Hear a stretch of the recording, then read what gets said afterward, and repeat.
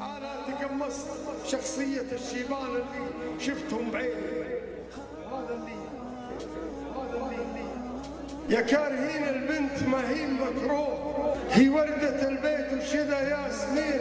البنت يوم ان الولد يتركبوه شيء صحيح وكلكم خابرين. نادت بعال الصوت وتقول جيبوه، يا ويلكم بالويل يا تاركين. كنك تعاين بامرها حين وطوه، وقامت تحوفه من يسار ويمينه. تمشي على ما قال ودوه هاتوه، تنفذ امره ثم تقبل جبينه.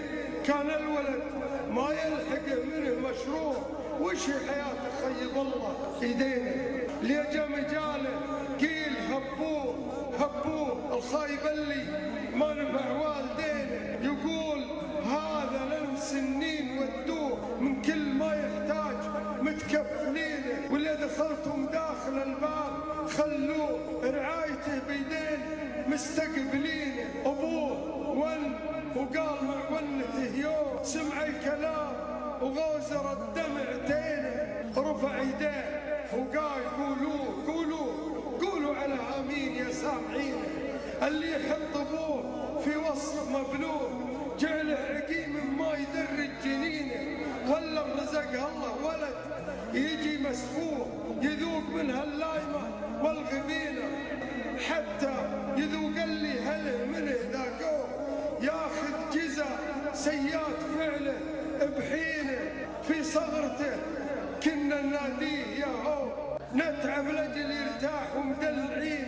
وان غبت عنها اسرح مع الفكر واتوه، ما بيحول الليل بيني وبينه. كنت ارحمه واليوم اقول راضوه، خلوه ياخذ ما تورى بعينه. وان جيت من ضرقة سفر قلت نادوه، اول ما نشد عنه واقول وينه. ارفع الحافة عنه واقول عشوه يبطشت بكل كومه سنينه. واليوم خلاني تقي الوصف مسفوحة تتعب مرد لي لو ثمينه.